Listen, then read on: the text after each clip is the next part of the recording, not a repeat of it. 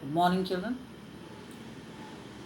कल मैंने आपको कन्यादान का पहला अंश पढ़ाया था।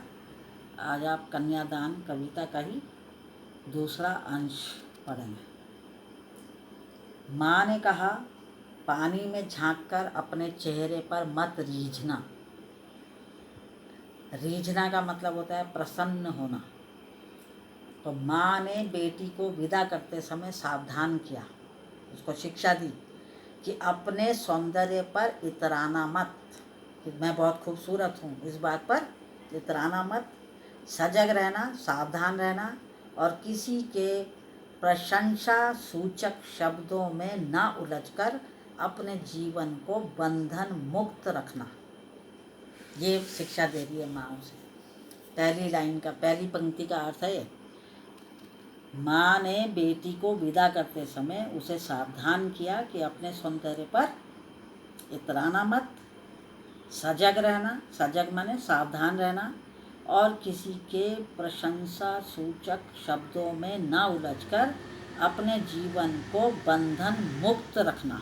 किसी की प्रशंसा वाली बातों में मत आना। अगली पंक्ति देखिए, आग रोटियां सेकने के लिए है, जलने के लिए नहीं। आग रोटियां सेकने के लिए है, जलने के लिए नहीं। आग रोटियां सेकने के लिए होती है, स्वयं जलने के लिए नहीं होती हैं। इसलिए जितने भी कार्य वहाँ जाके करोगी वो अत्यंत सावधानी से करना। मतलब आग से बच के रहना। आग से बचने का संबंध है कि कितनी भी तरह के लोग, तरह तरह के व्यवहार वाले लोग तुम्हारे संपर्क में आएंगे तो उनसे बच कर रहना। बंधन, वस्त्र और आभूषण शाब्दिक भ्रमों की तरह। बंधन है स्त्री जीवन के। पहले इसका मतलब देख लीजिए। वस्त्र और आभूषण शाब्दिक भ्रमों की तरह बंधन है स्त्री जीवन के।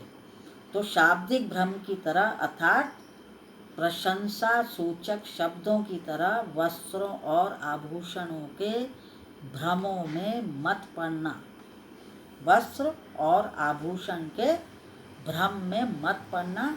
यदि कोई प्रशंसा करे तुम्हारी, शाब्दिक भ्रम की तरह है ना, शब्द है शाब्दिक भ्रमों की तरह, तो शाब्दिक भ्रम की तरह अर्थात प्रशंसात्मक शब्दों की तरह वस्त्रों और आभूषणों के भ्रम में मत पड़ना। यही भ्रम स्नेह का आभास कराकर या तुम्हें स्नेह महसूस कराकर बंधन में जकड़े रहेंगे। कोई प्रशंसा करेगा तुम्हारी और तुम इतरा जाओगी, बहुत खुश हो जाओगी, और तब तुम उन बंधनों में जकड़ जाओगी।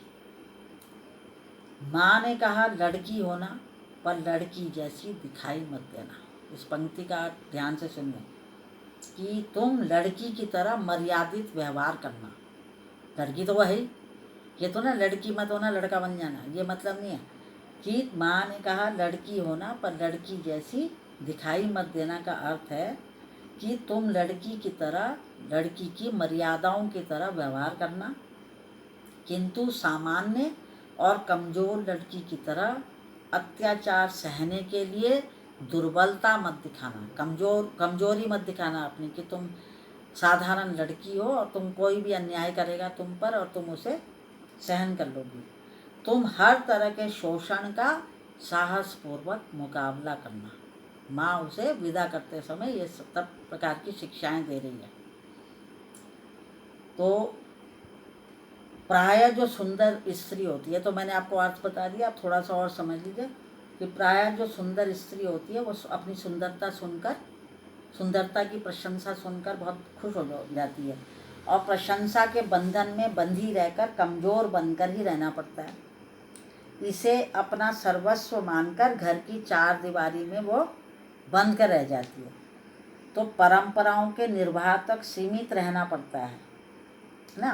परंपराओं के निर्वाह तक सीमित रहना ही जीवन की सार्थकता समझ ली जाती है एक स्त्री के द्वारा।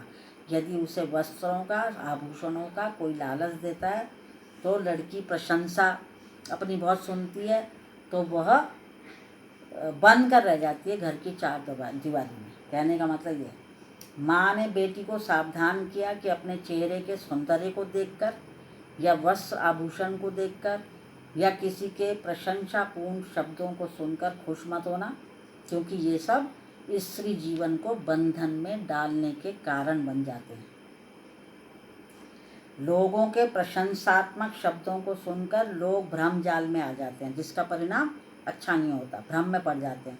इसी प्रकार वस्त्र आभूषणों की चकाचौंध में जो नवविवाहिताएं होती हैं, मतलब जिनकी नई नई शादी होती है, नवविवाहिताएं बंधन में ऐसी बन जाती हैं कि अपना अस्तित्व ही खो देती हैं। ये माँ उसको समझा रही है। थोड़ा सा और समझ लीजिए। माँ को अपने जीवन का अनुभव था, माँ की शादी हुई थी नहीं, माँ की बेटी है वो, तो माँ अपने अनुभव के आधार पर उसको समझा रही है कि अपने अनुभव के अनुसार माँ अपनी बेटी को विवाहित जीवन में आने वाली कठिनाइयों के प्रति सचेत कर रही थी, उसको समझा रही थी कि लड़की होना पर लड़की जैसी मत दिखाई देना। ये माँ ने इसलिए कहा जिससे उसकी बेटी जो है वो विपरीत परिस्थितियों का सामना कर सके और अत्याचार का शिकार न होने पाए, कोई उस पर अत्याचार न करे, इसलिए उसने ये पंक्तियाँ बोली। इन पंक्तियों के माध्यम से कवि ने जो आग रोटियां सेकने के लिए, जलने के लिए नहीं, तो इन पंक्तियों के माध्यम से कवि ने स्त्रियों को कमज़ोर बनाकर सजावट की वस्तु बनाने के सामाजिक नियमों का विरोध किया है। उसका मानना है कि रूप, सौंदर्य, वस्त्र, आभूषण जो है ये सब स्त्री जीवन को बंधन में डालने के कारण बन जाते हैं, और स्त्री जो है, स्त्री जाति को इससे सावधान रहना चाहिए और अपने आप को विपरीत परिस्थितियों में डट कर मुकाबला करने के लिए तैयार रखना चाहिए। ये कहना चाहती है माँ उसे। माँ को समाज का अनुभव है, इसलिए माँ अनेक आशंकाओं से चिंतित है। उसे पता है कि समाज में कैसे कैसे लोग रहते हैं, कैसी कैसी बातें करते हैं, इसलिए माँ अनेक डर से चिंतित है। जो उसने देखा है, झेला है, ऐसी परिस्थितियाँ उसकी बेटी के लिए भी आएंगी।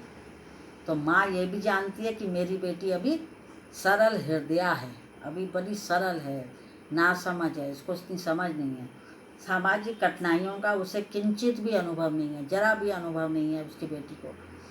अभी तक तो वो माँ के सानिध्य में रही, माँ के पास रही, है ना, माँ के घर में कैसी भी बातें कर लो, माँ तो माफ़ कर देगी। तो उस छाया से वंचित, अभी स्नेह की छाया से वंचित नहीं हुई थी, अभी माँ के पास रह रही थी, माँ का स्नेह मिल रहा था उसे, इसलिए माँ को चिंता हो रही थी कि पता नहीं ये ससुराल में जाकर कैसा व्यवहार करेगी, वहाँ के लोग इसके साथ कैसा व्यवहार करेंगे, ये उनके साथ किस तरह से पेश आएगी। इसलिए वह सभी परिस्थितियों के प्रति उसे सचेत करना चाहती थी।